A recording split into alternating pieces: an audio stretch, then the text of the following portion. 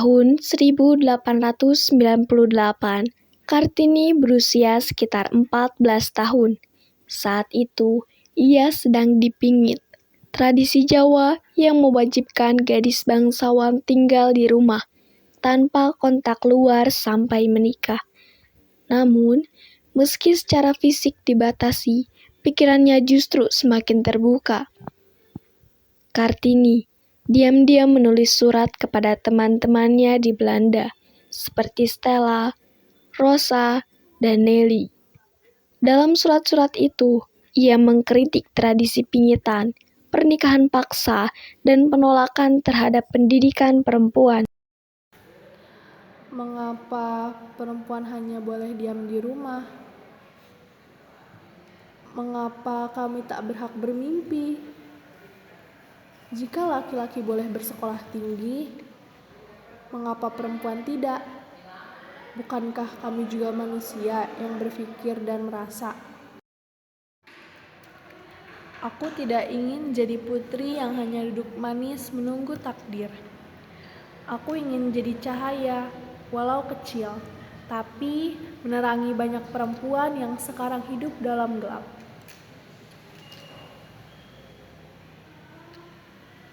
Jika mereka melarangku keluar rumah, biarlah pikiranku yang terbang melintasi dunia melalui tulisan ini.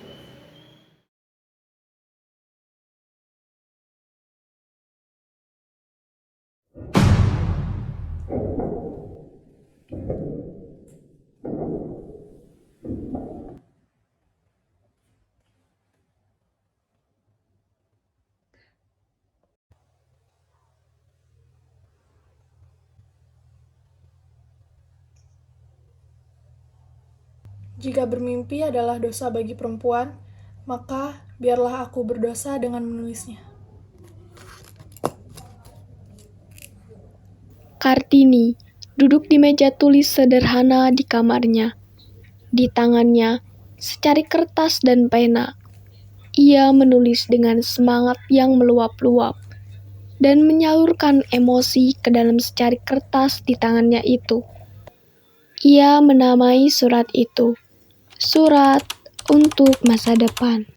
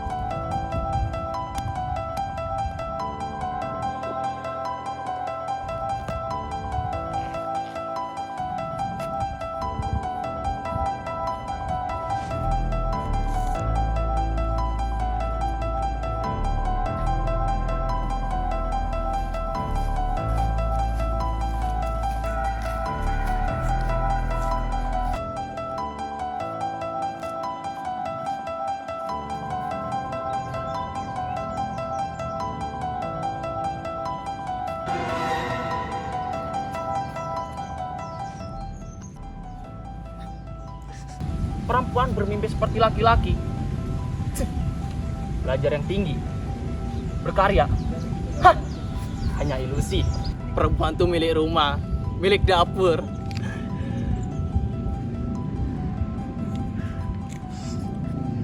Kalian kan yang nulis surat ini?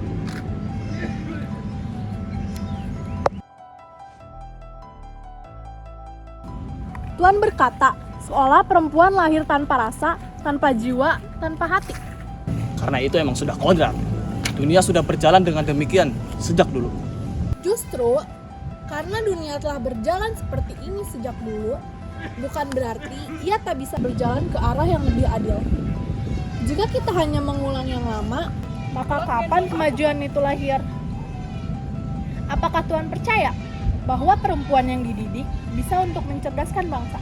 Itu semuanya mimpi, tidak nyata.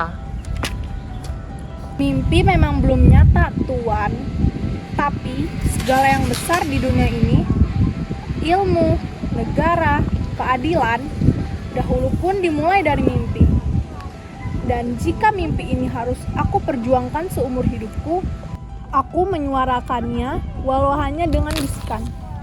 Karena bila tidak dimulai, maka selamanya perempuan akan dianggap layak untuk diam. Itu hanya sebuah mimpi. Kalau benar itu bisa terjadi, buktikanlah. Kau tak akan bisa. Mimpimu tak lebih dari sekedar tinta.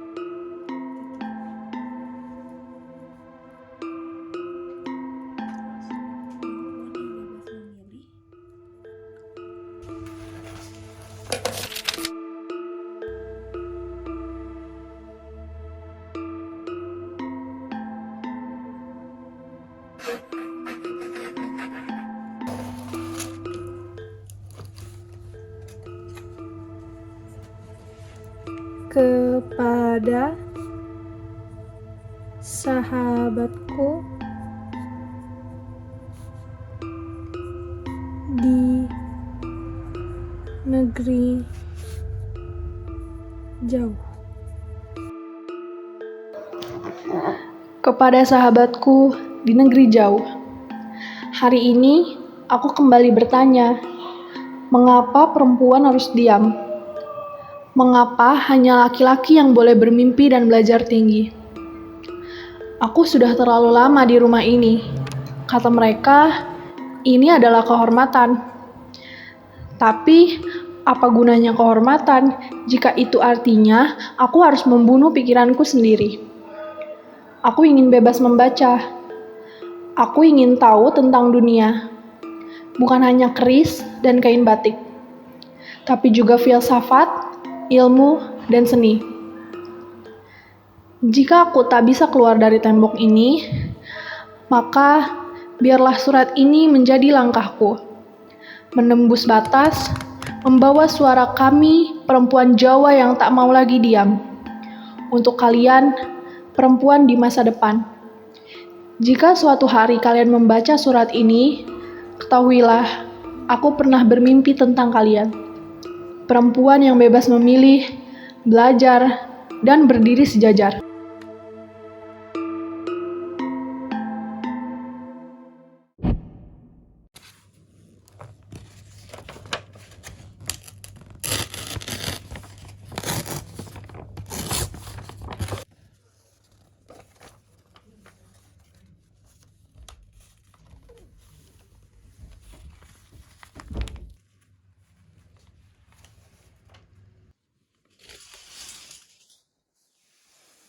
Jika hari ini aku belum bisa membuktikan, maka esok akan membuktikan untukku. Dan perempuan-perempuan di masa depan akan hidup dari api ini.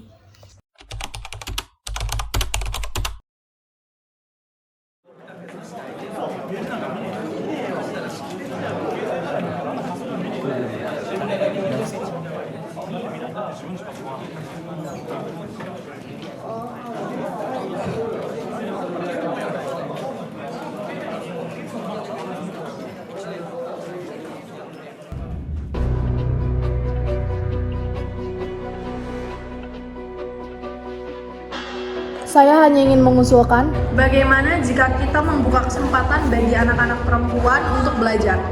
Mereka tak hanya akan menjadi istri atau ibu, tapi juga pendidik bagi generasi berikutnya. Perempuan tidak ditakdirkan untuk berpikir sejauh itu, Raden Ajeng. Kamu cukup berpikir dapur, kain, dan kasur. Kau terlalu banyak membaca buku Belanda. Justru karena saya membaca, saya jadi tahu perempuan tidak lebih rendah dari laki-laki. Yang membuat kami terbelakang adalah karena pintu ilmu ditutup rapat. Kau lancang, ingin melawan adat, menghina leluhurmu sendiri. Cukup bangsawan. Kartini tidak melawan adat. Dia menyalakan obor di zaman yang gelap. Apa kita rela melihat anak-anak perempuan kita tumbuh tanpa harapan? Kau dibutakan oleh kata-kata perempuan. Mendengar jawaban pria bangsawan tersebut, tentu Kartini mengelak dengan tegas. Jika suara perempuan adalah dosa, maka biarkanlah aku berdosa demi masa depan yang lebih terang. Apa yang bisa seorang perempuan bicarakan di sini? Dunia politik, hukum, dan ekonomi ranah kami tidak ada tempat bagi kalian. Mimpi, perempuannya perlu mengurus rumah tangga, mengasuh anak. Itu saja sudah cukup. Tuan-tuan yang terhormat, saya datang bukan untuk memperebutkan kursi di meja ini. Jika mengurus rumah tangga adalah pekerjaan yang mulia, maka mengapa pendidikan hanya diperuntukkan bagi laki-laki? Mengapa hak untuk belajar, untuk berkembang harus ditutup hanya karena kami perempuan? Adakah di antara kalian yang percaya bahwa akal perempuan lebih rendah dari laki-laki? Atau akankah kalian mengatakan bahwa hati perempuan lebih sempit dari laki-laki sehingga kami tak layak memiliki kemampuan yang lebih besar? Jadi, menurutmu perempuan harus memimpin dunia ini? Apakah yang kau harapkan? Tidak, Tuan. Saya tidak berharap untuk memimpin dunia ini. Tetapi saya ingin perempuan memiliki hak untuk memilih, untuk berkarya, untuk menentukan masa depan mereka sendiri. Jika perempuan diberikan kesempatan yang sama, kami bisa lebih dari sekedar ibu rumah tangga. Kami bisa menjadi guru, ilmuwan, penyair, bahkan pemimpin yang bijaksana. Kita hidup di dunia yang sama, Tuan. Apakah kita ingin dunia ini dihiasi oleh keakuhan, kekuasaan yang hanya mengutamakan satu pihak? Atau kita ingin dunia ini menjadi tempat yang lebih adil, lebih merata, tempat di mana setiap individu, baik laki-laki maupun perempuan, dapat tumbuh dengan potensi mereka? Jika kalian berkata bahwa dunia ini tidak bisa berubah, maka biarkan saya membuktikan bahwa mimpi ini bukan hanya milik saya, tetapi milik setiap perempuan yang berani bermimpi. Jangan biarkan kami hanya menjadi bayangan di belakang suami, ayah, ataupun saudara. Berikan kami kesempatan untuk berdiri dengan kepala tegak, berpendidikan, dan bisa berkarya. Mungkin ada kebenaran dalam kata-katanya. Kami tidak pernah berpikir seperti itu. Mungkin kami harus lebih banyak mendengar suara perempuan.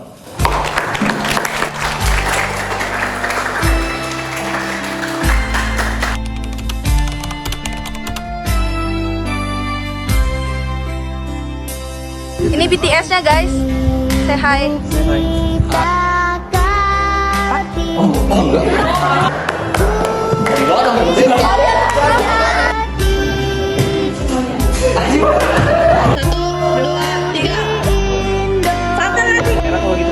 Iya bener Bu. Lanjut.